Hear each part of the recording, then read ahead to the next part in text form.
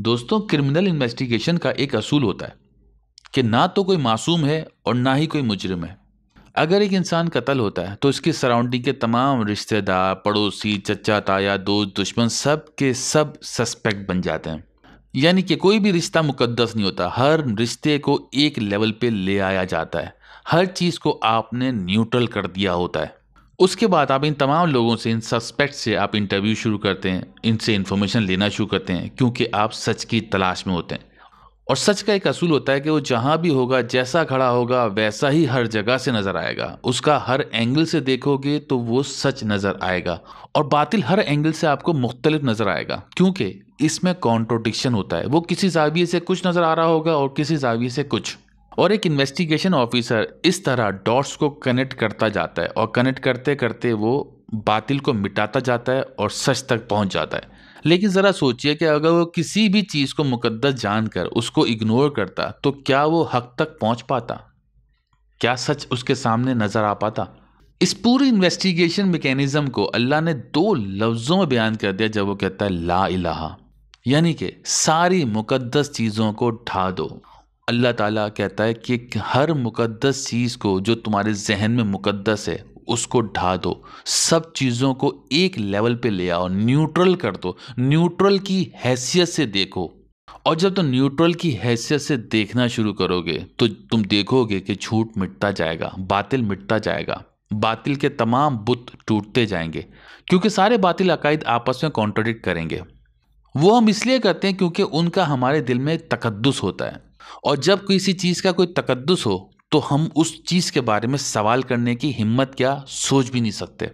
اسی وجہ سے اللہ کہتا ہے لا الہ۔ ہر مذہب کے، ہر فرقے کے انسان کو اللہ کہتا ہے لا الہ، کہ تم اپنی ذہن سے تمام چیزوں کو نیوٹرل کرو اور پھر انٹرویو کا پروسیس اسٹارٹ کرو، اور دیکھو کہ ذرا ان عقائد اور رسومات کا کیا نتیجہ نکل رہا ہے۔ ان عقائد یا رسومات کے بارے میں جو تمہیں بتایا جاتا ہے، کیا وہ حاصل ہو رہے ہیں؟ کیا کوئی فائدہ کسی انسان کو ہو رہا ہے ان چیزوں سے؟ اس انویسٹیگیشن پروسیس کو اللہ نے ابراہیم علیہ السلام کے واقعے سے بتایا کہ انہوں نے کیسے ہر شے کو نیوٹرلائز کیا اور پھر اس کے بعد کرٹیکلی انالائز کیا۔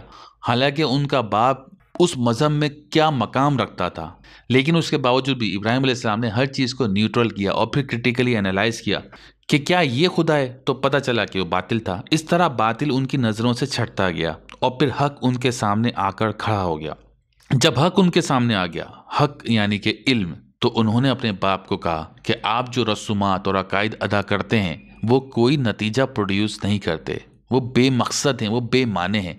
کل بھی نمرود کا خاندان حاکم تھا، آج بھی نمرود کا خاندان حاکم تھا۔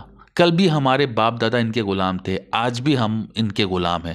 آپ دیکھیں، میرے پاس ایک علم آیا ہے، ایک نظریہ، ایک تھیوری آئی ہے جو یہ باطل نظام ختم کر سکتی ہے۔ اگر ہم نے یہ والا نظام نافذ کر دیا جو مجھے علم ملا ہے اللہ سے، اس میں ہر انسان کا فائدہ ہوگا، نہ کہ کسی خاص بادشاہ اور اس کے وزراء کا۔ دوستوں، اللہ تو ہمیں انسان پیدا کرتا ہے، اور بحیثیت انسان اللہ تعالیٰ کہتا ہے کہ ہر بچہ باعث تکریم ہے، ہر بچے کی ایک عزت ہے، عزت نفس ہے۔ لیکن ہم جیسے ہی پیدا ہوتے ہیں، جہاں بھی پیدا ہوتے ہیں، تو ہمارے اوپر ٹھپے لگنا شروع ہو جاتے ہیں۔ مذہب کا ٹھپا لگتا ہے، اور نہ صرف مذہب کا بلکہ اس مذہب کے اندر جو فرقے ہوتے ہیں ان فرقوں کا ہمارے اوپر ٹھپا لگنا شروع ہوتا ہے۔ زبان کا ٹھپا لگتا ہے، قومیت کا ٹھپا لگتا ہے، نیشنلٹی کا ٹھپا لگتا ہے۔ چلیں، ٹھپا لگنے کی بات تک تو انسان پھر سمجھ سکتا ہے، لیکن ایشو یہاں سے آتا ہے کہ جب انسان اپنے آپ کو صحیح سمجھتا ہے اور دوسرے کو نل اینڈ وائڈ کر دے، وہ اپنے آپ کو، اپنے عقائد کو غلط سمجھنے کا سوچ بھی نہ سکے، ایسی سچویشن میں زمین پر فساد برپا ہو جاتا ہے، کیونکہ سامنے والا بھی اسی عقیدے کا ہوتا ہے جو آپ کا عقیدہ ہوتا ہے، اور اس طریقے سے باطل قصے کہانیوں میں اضافہ ہوتا جاتا ہے۔ دونوں پارٹیز اپنے اپنے عقائد کو صحیح ثابت کرنے کے لیے قصے جوڑتے رہتے ہیں۔ ہمارے اپنے کہنے سے نہ تو ہم عظیم ہوں گے، نہ سامنے والا حقیر ہو جائے گا، اور میری نظر میں سب سے اہم چیز یہ ہے کہ ہم حق اور سچ کی تلاش جاری رکھیں۔ لیکن حق اور سچ دل کی آنکھ سے ہی دیکھا جا سکتا ہے، غور و فکر سے ہی دیکھا جا سکتا ہے۔ ہر نبی نبوت سے پہلے اگر آپ تھوڑا سا اسٹڈی کریں تو وہ غور و فکر کرتا تھا۔ اللہ قرآن میں کہتا ہے کہ ہم نے کائنات کو یوں ہی کھیلتے ہوئے پیدا نہیں کر دیا، بلکہ ہم نے اسے بالحق پیدا کیا ہے، حق کے ساتھ پیدا کیا ہے۔ لیکن اکثر لوگ اس حقیقت کا علم نہیں رکھتے۔ وہ سمجھتے ہیں کہ سب کچھ جو چل رہا ہے ایسے ہی چل رہا ہے، بلا مقصد چل رہا ہے۔ اللہ کہتا ہے یہ بالکل باطل تصور ہے۔ کیونکہ کائنات کی تمام قوتیں اس لیے سرگرم عمل ہیں کہ ہر عمل کا اپنا صحیح نتیجہ مرتب کرتی جائیں، تاکہ وہ لوگ جو ناہمواریاں پیدا کرتے ہیں ان کی غلط روش کا تباہ کن نتائج ان کے سامنے آ جائیں، اور جو لوگ ہمواریاں اور خوشگواریاں پیدا کرتے ہیں، حق اور سچ کا نظام قائم کرتے ہیں، انہیں اچھا بدلہ ملتا جائے۔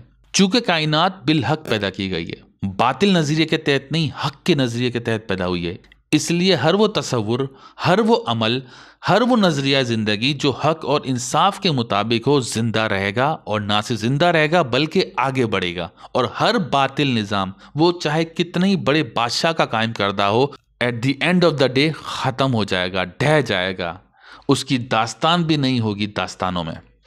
لیکن یہ چیز آپ کو فوراً نظر نہیں آئے گی، اس کے لیے آپ کو انالیسس کرنا پڑے گا، جیسے ایک انویسٹیگیشن آفیسر انویسٹیگیٹ کرتا ہے۔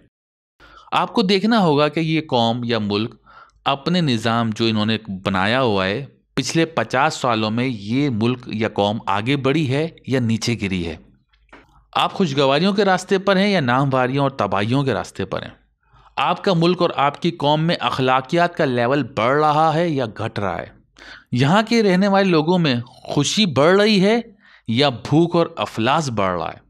اگر تو نتائج اچھے اور مثبت آ رہے ہیں تو اس کا مطلب یہ ہے کہ آپ کا نظام، آپ کا حکمران صحیح جگہ پر، صحیح ڈگر پہ چل رہا ہے، اور اگر گراف منفی نتائج شو کریں تو آپ سمجھ لیں کہ آپ کے حکمرانوں کو اللہ کافر کہتا ہے، کیونکہ وہ قرآن کے مطابق حکومت قائم نہیں کرتے۔ اگر یہ حکومت قرآن کے مطابق قائم ہوتی تو یہاں کبھی بھی بھوک اور افلاس کے عذاب میں نہ گری ہوتی۔